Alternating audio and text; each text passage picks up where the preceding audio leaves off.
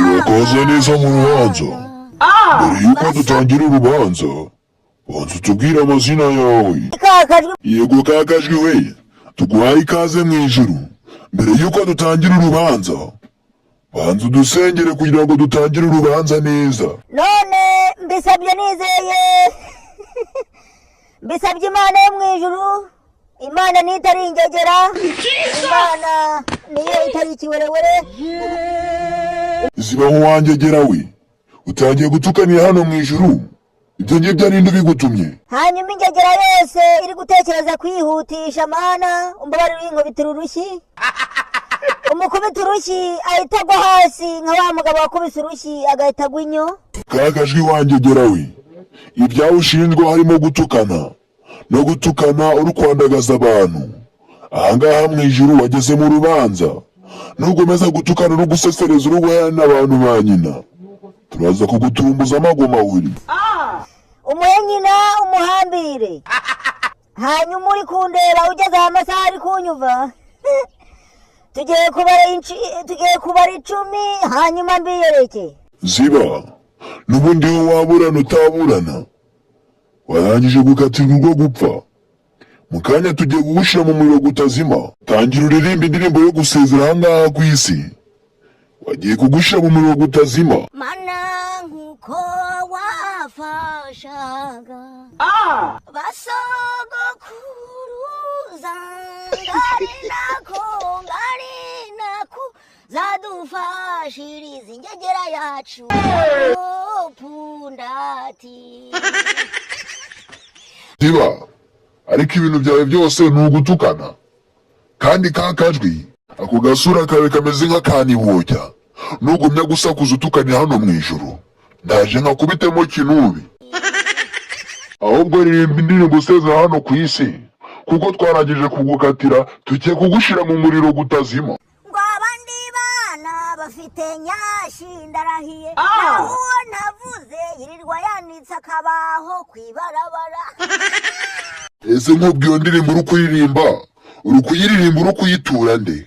Ese ubundi kugira uyiririmbe n'ibiki byakubayeho kugira ngo utangire kuririmba icyo kirimbo kimeze gucu? Ibyo ninde wabikubwiye? Ngo turamagwejana.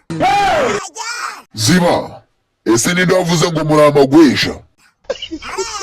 Aso wabivuze we nabanza yire. Akabuno ntako. Uboko nuduhirimbiri. Ubukuru nububaho. Nawe gabanya umunwa wangegera we. Ko turi kukubaza umuntu wabise amagwesha n'umuvuge. Ukagomeza ugatukanira hano mu ijuru, wirengagije ko waje mu rubanza. Kandi twakubwiye ko uko wakisobanura kose ntabwo watsinda urubanza n'umwe twarangije kugukatira. Turagushira mu muriro gutazimo. Aiga data ase mama wadututse nguhereye. Nzambareka nanjye nubundi ntago njya nivanga mu bintu. Ari kingegera yagejeje gutuka umungu agatanazi ngo nigweja aho kagwa mu nduba we. Umusamu mu byatsi we bitabirimo injejeje. Wangegera we uratwita amagweja uratubyaye. Ceceko wakagagiwe. Ibyo bintu uri kwigurasa kuzama aho ngaho gutura amagwesha. Ibyo bigambo ubundi niri kubikubwiye wangegera we. Ziba sha. Akomungu ashaka ngo muhungu ngo wa perezida wamukulaye. Wamukulaye wangegera we. Aiga data ase abantu barifuza n'imbwebwe zikifuza mama. Jesus! N'umuhungu w'umukarani ukabuzamubona muherimbe. Ututse abantu uragira bweshe ng'abasore bose bo mu Rwanda bose n'umuhungu agatanazi ngo turamagwesha. Ejuke muri Nyabarongo muhirimbiri. Nazanye isupa n'ubundi nuko mbaye kure mba ngukubise isupa nako gatafari kawe katariho kagasubirayo.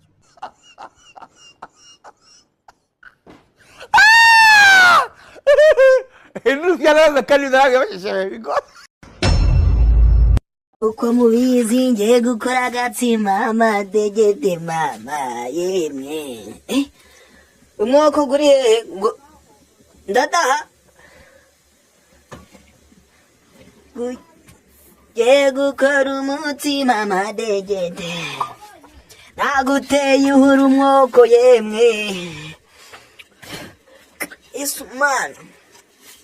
Ndashango Kakajwi ngo ntago nkoraga umutsima sha. Kagasaza k'umutsima ko ngukoraga ko mbizi neza.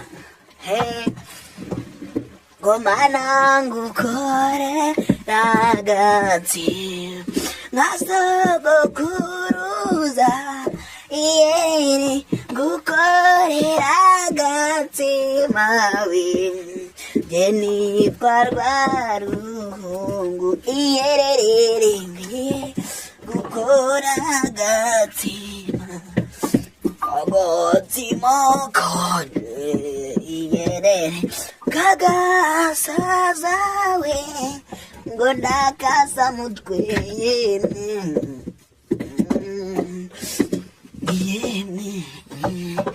ngagatsima kararyohagawe rekanga yebekazatawe kama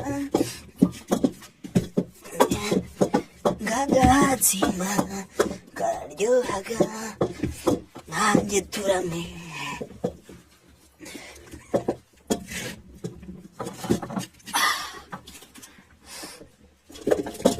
Zimasha Zima kararyohagawe